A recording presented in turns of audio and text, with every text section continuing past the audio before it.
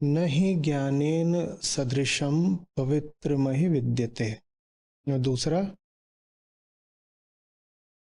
कालेन आत्मानि विन्दते। कालेन आत्मनि विन्दते। दोनों ही बातें हमने जरा कम समझी हैं, समझी भी हैं तो अपने अनुसार समझी हैं, और अपने अनुसार समझना ही होता है न समझना।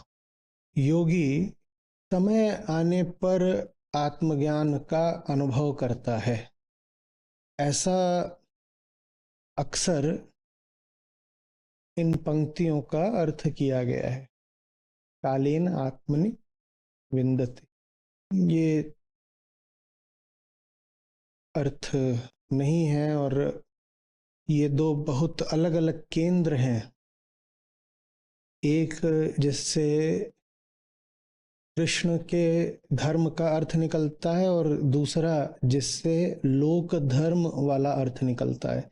ये तो बहुत अलग अलग केंद्र हैं। अर्थ करने में चूक नहीं हो जाती है, केंद्र में चूक हो रही है। हम जहां से कृष्ण को देख रहे हैं वो जगह ही कृष्णमय नहीं है। अहम जब कृष्ण को भी देखेगा तो वो वास्तव में कृष्ण के ऊपर अपनी प्रक्षेपित छवि को ही देखेगा, वो कृष्ण को नहीं देखता। वो कृष्ण के ऊपर जो स्वयं की छाया पड़ रही है उसको देखता है और कहता है, अरे कृष्ण, अरे कृष्ण। तो हमने जब भी कृष्ण को देखा है वास्तव में बड़ी चालाकी से कृष्ण के नाम से बस अपनी ही छवि को देखा है, और अपनी ही उस छवि को फिर हम प्रेम देते हैं, आदर सम्मान देते हैं, कृष्ण का नाम देते हैं, पूज रहे होते हैं। नाम होता है कृष्ण का, पूजा हो रही होती है स्वयं की। सम्मान दे रहे होते हैं, नाम होता है कृष्ण का, आदर हो रहा होता है अपनी मान्यताओं का। विद का अर्थ होता है जानना, बोध। वेद माने बोध। पर सामान्यतया गीता के आज के अति महत्वपूर्ण श्लोक का अर्थ जब किया जाता है तो बहुत जगहों पर आप पाएंगे कि अर्थ किया जाता है अनुभव करना, कि विन्दति माने अनुभव करना। अनुभव करना नहीं है विन्दति। अनुभव का केंद्र होता है अहंकार, और विद का केंद्र होता है आत्मा। जब तक अहम है तब तक अनुभव होगा। जब अहम विगलित होने लगता है तब वेद होता है। लेकिन अहम का स्वार्थ किसमें? अहम का स्वार्थ इसमें है कि वो कहे कि मैं केंद्र में रहता हूं तब भी बोध हो जाता है। अब अहम केंद्र में रहता है तो क्या होता है? अनुभव, बोध नहीं होता है। अहम केंद्र में होगा तो अनुभव होगा, बोध नहीं होगा। तो हम कहता है अनुभव ही तो बोध है। अहम केंद्र में होगा तो बोध हो ही नहीं सकता। अहम अगर अनुभोक्ता है तो अनुभव में अहम का झूठ ही छलक रहा होगा, झलक रहा होगा, परिलक्षित हो रहा होगा। अहम केंद्र पर है तो क्या होगा? अनुभव। और आत्मा केंद्र पर है तब क्या होता है? बोध। और आत्मा से हमारा क्या आशय है? अहम की न्यूनता। आत्मा माने कोई वस्तु वगैरह नहीं, अहम का बहुत बहुत घट जाना ही आत्मा है। आत्मा केंद्र पर होगी तो क्या होगा? बोध। लेकिन अहम स्वयं को क्या जताना चाहता है, क्या झूठ बोलना चाहता है? कि मेरे रहते भी बोध हो सकता है। मैं ही आत्मा हूं, मेरे रहते भी बोध हो सकता है। मुझे हटाने की कोई जरूरत ही नहीं है, मेरे रहते भी बोध हो जाएगा। अगर अहम के रहते भी बोध हो जाएगा तो हम कहता है इसीलिए तो अनुभव बराबर बोध। इसीलिए लोक धर्म में अनुभव को बड़ा सम्मान दिया जाता है। वो ईश्वर का भी अनुभव करना चाहते हैं। आप जो पारंपरिक किस्म के धार्मिक लोग हैं उनके पास जाइए, वो कहेंगे क्या तुमको ईश्वर का अनुभव हुआ है? इनको कौन समझाए कि या तो ईश्वर झूठ हो तो उसका अनुभव हो जाएगा, पर सत्य जो कुछ भी है उसका तो कोई अनुभव हो ही नहीं सकता। सत्य के सामने कौन बचा रहेगा अनुभव करने के लिए? अनुभव करने के लिए कोई होना चाहिए जो अनुभव करे। आपको जलेबी का अनुभव होता है क्योंकि जलेबी अलग है, आप अलग हो। जलेबी क्या स्वयं का अनुभव कर सकती है? अनुभव करने के लिए कोई होना चाहिए जो अनुभव के विषय से अलग हो, तभी तो जलेबी का अनुभव। खाली जलेबी को छोड़ दो, क्या जलेबी जानेगी कि वो मीठी है? जलेबी की मिठास को अनुभव करने के लिए कोई होना चाहिए जो जलेबी नहीं है। सत्य के सामने तो कोई और बचेगा नहीं, सत्य तो अद्वैत है। सत्य पांच सात तो होते नहीं कि सत्य रखा हुआ है और आप भी हो। यदि सत्य है और आप भी हो तो आप भी झूठ हो और आपका सत्य भी झूठ है। दो जहां आ गए वहीं झूठ है। तो लोग कहते हैं ईश्वर का अनुभव हुआ है तुम्हें? या बताएंगे बड़े कोई संत महात्मा थे उन्हें ईश्वर का अनुभव हुआ। जो भी कोई बात कर रहा है परम सत्ता के अनुभव की, अनाड़ी भी है और जहां तक है ढोंगी है, पाखंडी है। बहुत आकर के मुझ पे ही आक्षेप लगाते हैं, कहते हैं तुम्हारे आचार्य को किताबी ज्ञान नहीं, ना कोई अनुभव नहीं हुआ है। अनुभव तो सबको होता है, मुझे क्या तुमको भी होता है? अनुभव तो चारपाई के खटमल से लेकर के सड़क के कुत्ते और बालों की जू को भी होता है। अनुभव कौन सी बड़ी बात है? किसको अनुभव नहीं हो रहा है? रसोई की बिल्ली को अनुभव नहीं हो रहा है क्या? जिसको देखो उसी को अनुभव हो रहा है। और सब अनुभव द्वैतात्मक होते हैं। सब अनुभवों के केंद्र में अहंकार बैठा होता है, वही अनुभोक्ता होता है, और कौन अनुभव करेगा? तो ये बात कहना कि क्या तुमको सत्य का अनुभव हुआ है, क्या तुमको ईश्वर के दर्शन हुए हैं, क्या तुम्हें भगवान की प्राप्ति हुई है, पागलपन के सवाल हैं। ये घोर अज्ञान को दर्शाते हैं। कोई बात करे कि मुझे भगवान की प्राप्ति हुई है या तुम्हें भगवान की प्राप्ति हो जाएगी या भगवत प्राप्ति ऐसी होती है, ये सब भारी अज्ञान सूचक शब्द हैं, जुमले हैं, मुहावरे हैं। घोर अज्ञान की बातें हैं। जो ऐसी बात कर रहा हो वो अपना ही अंधेरा नहीं मिटा पाया है, वो क्या किसी को प्रकाश दे? तो इतनी इतनी सुंदर बात है कि कालेन आत्मनि विंदते, लेकिन हमने इसका कुछ ऐसे अर्थ लगा लिया कि कालेन माने सही समय आने पर। अब सही समय आने पर में देखिए कौन सी मान्यता छुपी हुई है। इसमें मान्यता छुपी हुई है कि कोई रचयिता ईश्वर है जिसने हर चीज का कोई सही समय निर्धारित कर रखा है। तो सही समय आने पर तुम्हें आत्मा का अनुभव हो जाएगा। कालेन आत्मनि विंदति, इसमें ना हम काल का शब्द समझे हैं, का अर्थ समझे हैं, न आत्म का अर्थ समझे हैं, न विद का अर्थ समझे हैं।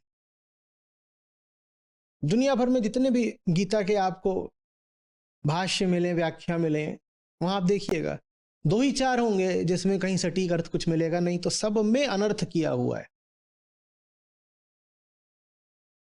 और सब में अनर्थ क्यों हुआ है? क्योंकि हमें अपनी धारणा लेके चलनी है। हम कृष्ण के पास तो जाना चाहते हैं, लेकिन अपनी धारणा को बचाए बचाए। तो हम कह देते हैं सही समय आने पर जो योग सिद्ध व्यक्ति होता है, जो योगी होता है, सिद्ध होता है, जैसे भी कहना चाहो, उसको आत्मा का अनुभव हो जाता है। आत्मा का कोई अनुभव नहीं होता। आत्म से आशय है यहां पर अहम। आत्म से क्या आशय है? अहम। विंदति से आशय है जानना, अनुभव करना नहीं। अनुभव करना और जानना बहुत अलग अलग बात होती है। क्योंकि आपने लोक संस्कृति में जानने को अनुभव के बराबर बना दिया है, इसीलिए आप अपने हर अनुभव को सत्य समझने लगे हो। क्योंकि जानना माने बोध, बोध माने सत्य। अगर अनुभव ही है, विद माने जानना, तो अनुभव ही क्या हो गया? सत्य। और अहंकार के लिए बहुत जरूरी है कि वो अपने अनुभवों को सत्य माने, क्योंकि अगर अनुभव सत्य नहीं है तो अहंकार भी झूठ है। अनुभव झूठ है अगर, तो अनुभव का अनुभोक्ता कौन है? अहंकार। अहंकार भी झूठ साबित हो गया, तो अहंकार कहता है नहीं, मुझे अनुभव हुआ है तो सत्य है। और इस बात की पुष्टि जो हमारी लोक संस्कृति में कहावतें उनसे हो जाती है। किस बात को मानना है? आंखों देखी कानों सुनी बात पर यकीन करना। आंखों देखी कानों सुनी, इससे क्या साबित होता है? अनुभव हुआ है ना, तो बात सच्ची होगी। अनुभव हुआ है तो बात सच्ची होगी। सच्चा गुरु वो है जो तुम्हें ईश्वर का अनुभव करवा दे।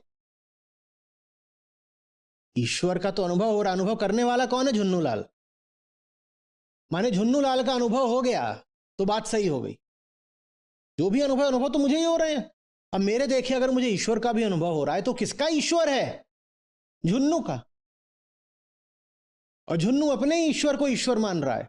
अरे वो झुन्नू का अगर ईश्वर है तो उसका नाम झुन्नेश्वर होगा। लोक धर्म का जो ईश्वर है, मैं खुल के बोल रहा हूं, वो झुन्नेश्वर है।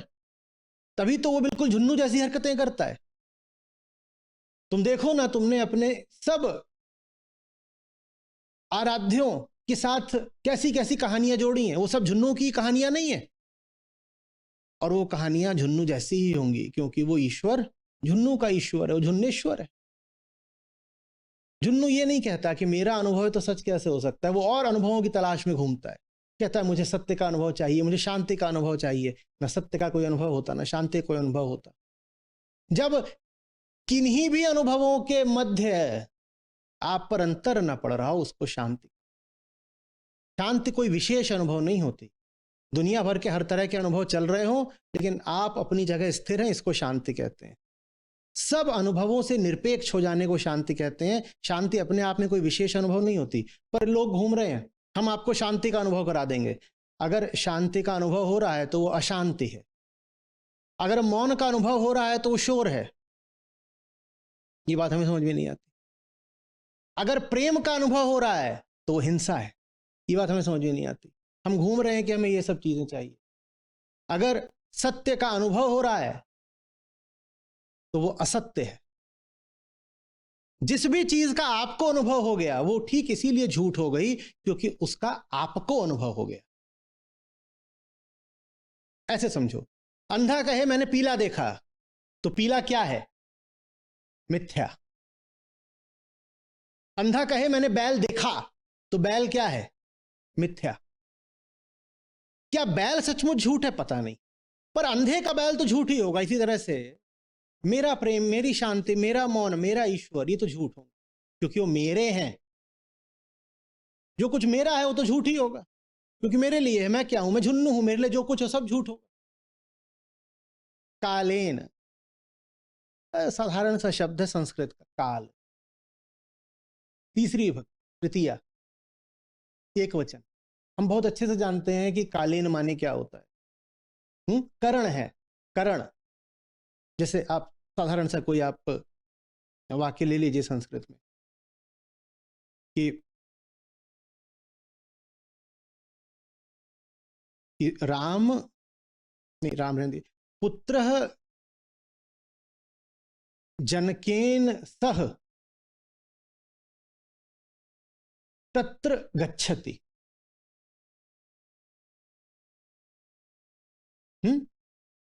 या